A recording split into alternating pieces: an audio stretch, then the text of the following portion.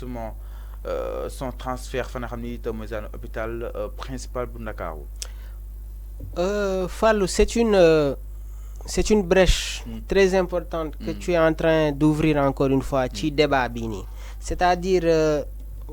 dafa am ñaari jàngat yu may def tey ci kàddu yi nga xam ne le garde des Sceaux yëkkati na ko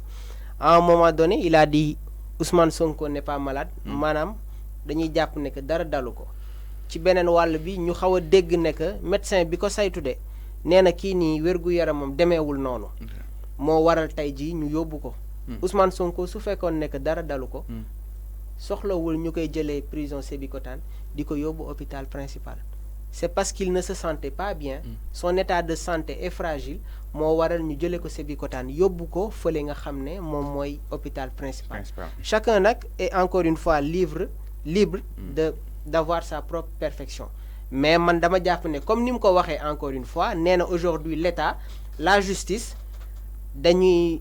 xool exactement la condition des détenus loolu tamit Fallou il faut ñu ñëw si bu baax a baax a baax mais c'est comme si dafa wax lii tourné waat waxaat leneen léegi nag concernant grève de la faim bi nga xam ne Ousmane Sonko mi ngi koy def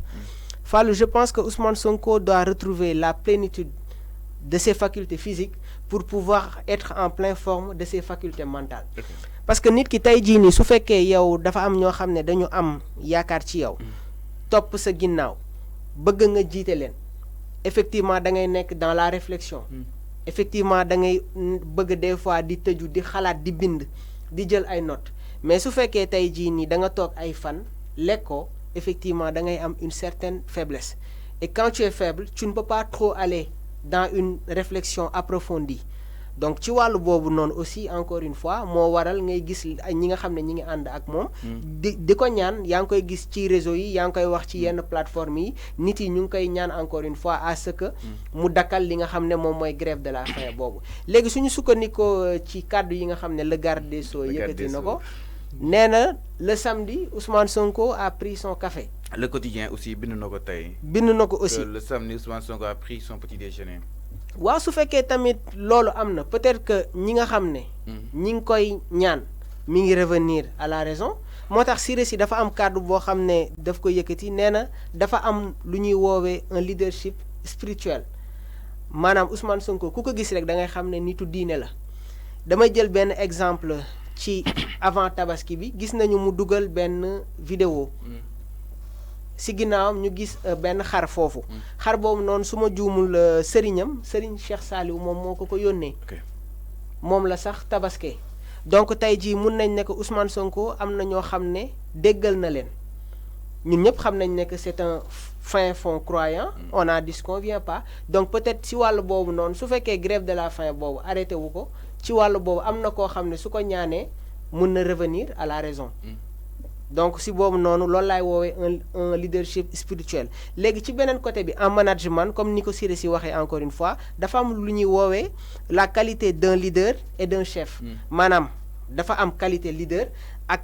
qualité chef dañ doon gis dans la politique classique tey jii su fekkee dafa am nit boo xam ne dafa am problème am ay choses yoo xam ne mi ngi ci kawam au temps d'avant les chefs su fekkee ñoom ñoo def dara mun nañ ko jiiñ ñi leen jege wala ñi nga xam ne ñi ngi aux alentours maanaam loolu mooy la qualité d'un chef léegi su ma ñëwee ci qualité d'un leader Ousmane Sonko biñ naan que dafa jël téléphone ndaw su ko doon filmer ñëpp loolu moom lañ jàppoon et pourtant ñi ko wër ñoom ñoo jël téléphone bi loolu qualité d'un leader la donc il y a une différence entre qualité d'un leader ak li nga xam ne moom mooy qualité d'un chef c'est-à-dire Ousmane Sonko mun na jël problème mu jàmbur dékku ko on apprend ça de lui léegi nag dafa am aussi lu ñuy woowee li nga xam ne moom mooy la conscience de la responsabilité su ñu gisee ce qui s'est passé ci élection yi ci mbir yi nga xam ne jàll na ak les problèmes qu'il y a eu récemment foofu mun nañ ne que Ousmane Sonko am na li nga xam ne moom mooy la conscience de la responsabilité maanaam nit mun na nekk ci problème mu jël coow boobu noonu àngu ko donc yooyu noonu yëpp c'est des constats yoo xam ne ñi ngi koy def allant dans ce sens là mais li ñu mën a jàpp mooy actuellement encore une fois ñi nga xam ne wër nañ ko ñi ngi koy ñaan encore une fois mu revenir at amaat forme pour continuer li nga xam ne moom mooy combat bi donc c'est très important pour lui et que ñi ngi ko doon wax il doit retrouver toute sa plénitude de ses facultés physiques pour am doole pour nekk dans la réflexion continuer ay bindam encore une fois continuer ay méthodes yi nga xam ne si la nekkoon léegi pour finir ci concernant le cas Ousmane Sonko dañuy duggaat si beneen brèche y a un analyste politique qui dit est-ce que sax prison bi nga xam ne tey jii nii fa la nekk c'est pas une épreuve ultime maanaam Ousmane Sonko dafa nekk nit boo xam ne daj na lépp si politique. si jàpp nañ ko am na acharnement si kawam. tooñ nañ ko gazé nañ ko léegi jël nañ ko yóbbu ko prison à la prison il est seul mais peut-être qu'il est en train de parler avec quelqu'un loolu noonu peut-être si domaine spirituel la maanaam dina la permettre nga gën a jege sa borom dina la permettre nga gën a am temps ak yeneen donc yooyu noonu yëpp c'est des faits yoo xam ne c'est un constat général Fallou moo tax gis nga ci mbir mi nii il faudra y aller très doucement. On ne prend pas parti mais il y a une réalité politique ici moo tax ñu bëri nee nañu est-ce qu'il n'est pas encore une fois de subir les dernières épreuves. parce que tey jii suñ ko génnewee prison lan moo siy desati il a tout subi Ousmane Sonko amutul loo xam ne mun nañ ko teg lépp la dékku léegi nag dañ nekk ci contexte boo xam ne les gens quand ils t'entendent parler ñu ne non moom est-ce que du Sonko alors que c'est pas le cas c'est juste des faits yoo xam ne moom la ñuy waxtaanee ci plateau bi Fall. mu nekk ay faits yu am solo nga énuméré ko justement Mamour par rapport ak li nga xam ne que moo di phase bu spirituelle bi nga xam ni itam Ousmane Sonko mu koy daal di amal allant li nga xam ne que moo di dans ce sens et ne serait-ce que justement à travers cette dernière vidéo bi nga xam ne moom def na ko 24 heures avec Ousmane Sonko gis nañ ko si bureau am na nga xam ni itam noonu la daal di tegee téere alxuraan yi waaye itam ak li nga xam ne que moo di livre yi pour dire exactement dañuy daal di dëggal kàddu yi nga xam ni itam si récit yëkkati na woon ko allant dans ce sens. Fallou soo ma ko mayee rek tuuti. grève de la faim aussi ñi nga xam ne ñoom ñoo koy def c'est pour lancer un message. c'est pour alerter. loolu je pense que ñi nga xam ne ñoom ñooy def grève de la faim yi c'est pour peut-être wax li nga xam ne neexu leen wala ñu lancer ay messages yoo xam ne pour suñu autorités yi dégg leen tey dégg naa tey ku def tey benn analyse bu am solo par rapport ak grève de faim bi nga xam ne tam Ousmane Sonko dugg na si parce que nee na Ousmane Sonko day xool si Khalifa Sall ak Karim Wade ba ñu duggee kaso gis na ni leen fàttewee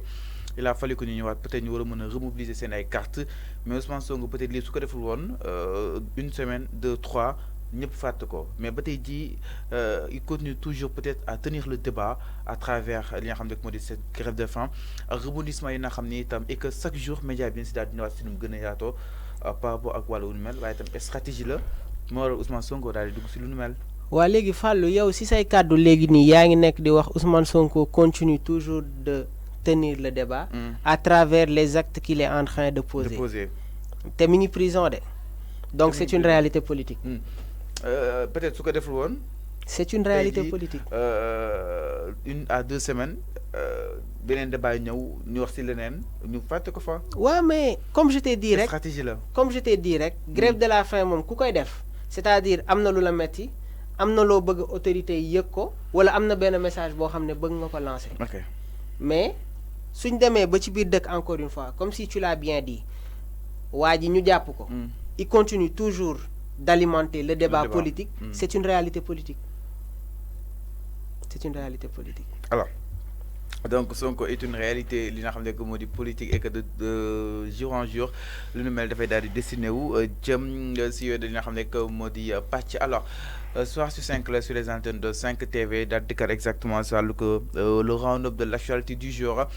Donc encore une fois li si façon démb ba tey nag bokk na si Ousmane Sonko bi nga xam ni itam présentement mi ngi fa nga xam ni itam mooy ko hôpital principal bu Dakar waaye itam bokk na si ki nga xam ne que moo di Juan Branco bi nga xam ni itam jamono ji ñu ngi koy fas yéene daal di delloo fa nga xam ni itam mooy ko France niil daal di fay amal li nga xam ne que moo di séjour am ginnaaw ba nga ko daal di li nga xam ne que moo di jëlee fii si Ndakaaru alors dañuy daal di poursuivre ba tey seen émission yi nga xam ne que moo di soir sur 5 sur les antennes de 5 TV alors après li nga xam ne que moo di kaw Sonko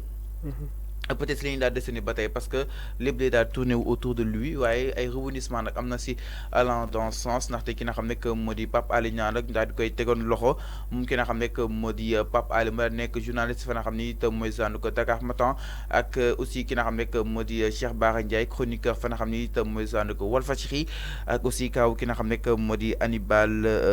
Djim ma ni kon nag ñoom ñëpp instant bi ñu ngi si réanimation